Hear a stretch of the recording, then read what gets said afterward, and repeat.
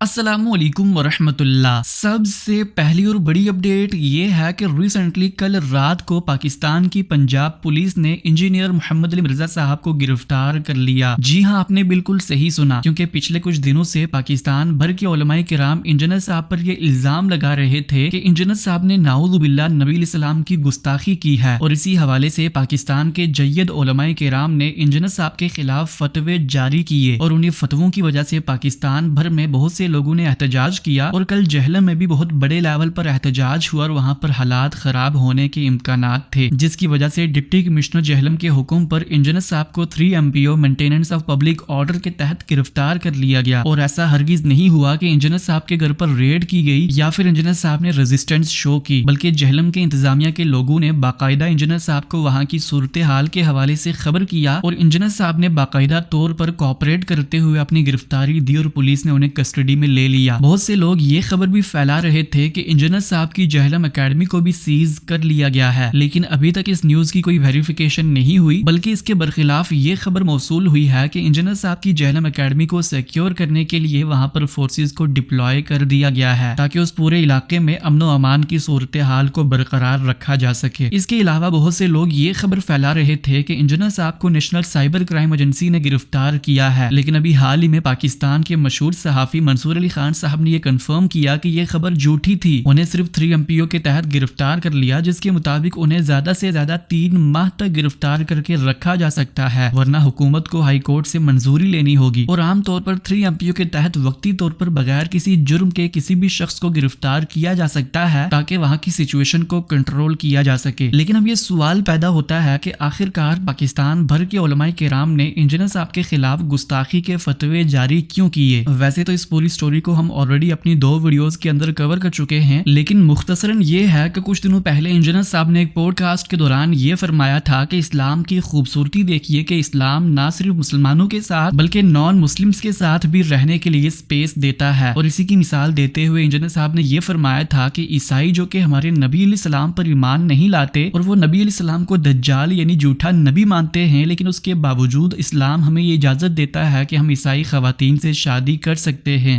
اللہ تعالیٰ نے کیا سارے کافر دنیا سے ختم کر دیے؟ دیکھیں، اگر ایک شخص کرسچن ہے تو وہ میرے نبی کو دجال سمجھ رہا ہے، لیکن مجھے قرآن اجازت دے رہا ہے کہ میں اس کی عورت کے ساتھ شادی کر سکتا ہوں اگر وہ کسی کرسچن کی بیٹی ہے۔ سورۃ المائدہ کی آیت نمبر 5 میں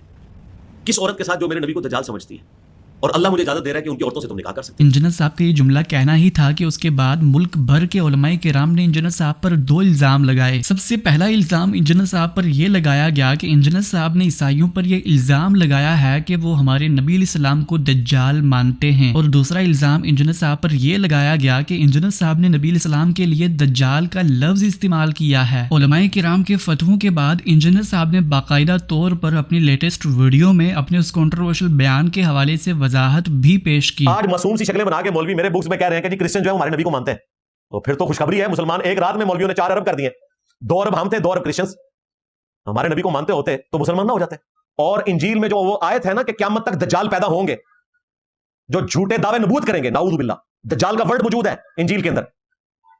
ان کے ذرا مناظرے اٹھا کے دیکھیں،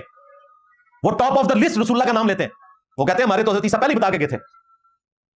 ایک تو وہ بڑا دجال آنا نا کانا، اس کو چھوڑ دیں،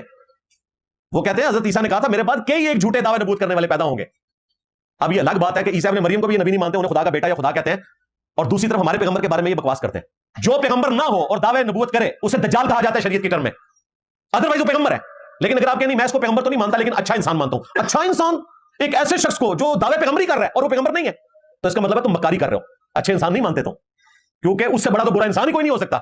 کہ جو پیغمبر نہ ہو اور دعوے پیغمبری کرے۔ انجینئر صاحب کی اس کلیریفیکیشن کے بعد بھی علماء کرام مطمئن نہیں تھے اور انہوں نے انجینئر صاحب کے خلاف احتجاج جاری رکھے، اور آخر کار حالات کو کنٹرول کرنے کے لیے کل رات کو انجینئر صاحب کو گرفتار کر لیا گیا۔ انجینئر صاحب کی گرفتاری کے بعد سوشل میڈیا پر 2 ٹائپ کے پبلک ریاکشنز آ رہے ہیں۔ ایک ہے وہ مذہبی طبقہ جو کہ انجینئر صاحب کی گرفتاری کے بعد جشن منا رہا ہے، اور تو اور کچھ لوگوں نے یہ تک کہہ دیا کہ انجینئر صاحب کو 3 MPO کے تحت نہیں بلکہ 295C کے تحت گرفتار کرنا چاہیے تھا۔ اسی کے مقابلے میں ہیں. دوسری طرف پاکستان کا وہ انٹلیکچوئل طبقہ ہے جو انجینئر صاحب کا دفاع کر رہا ہے. ان کا کہنا یہ ہے کہ پاکستان کی حکومت کو انتہا پسند گروہوں کو خوش کرنا بند کرنا چاہیے اور ان کے دباؤ کے سامنے نہیں جھکنا چاہیے. مزید کچھ لوگوں نے یہ بھی فرمایا کہ انجینئر صاحب کا جرم صرف یہ ہے کہ وہ لوگوں کو تشدد اور نفرت کی تبلیغ نہیں کرتے, وہ کو ایگزسٹنس کی بات کرتے ہیں اور فرقہ واریت کو ختم کرنا چاہتے ہیں. اسی کے ساتھ کچھ لوگوں نے یہ بھی کہا کہ واقعتاً اگر علماء کرام کو یہ لگتا ہے کہ انجینئر صاحب نے گستاخی کی ہے تو باقاعدہ طور پر ان پر عدالتی کارروائی ہونی چاہیے, نہ کہ کوئی انفرادی طور پر کھڑے ہو کر کوئی اقدام کر بیٹھے. یہ تھی انجینئر صاحب کی گرفتاری کے متعلق تمام تفصیلات. اگر اس کے اندر مزید کوئی میجر ڈیولپمنٹ ہوتی ہے تو ہم آپ کے ساتھ ضرور شیئر کریں گے. تب تک کے لیے جزاک اللہ خیرہ. اللہ حافظ. السلام علیکم ورحمۃ اللہ.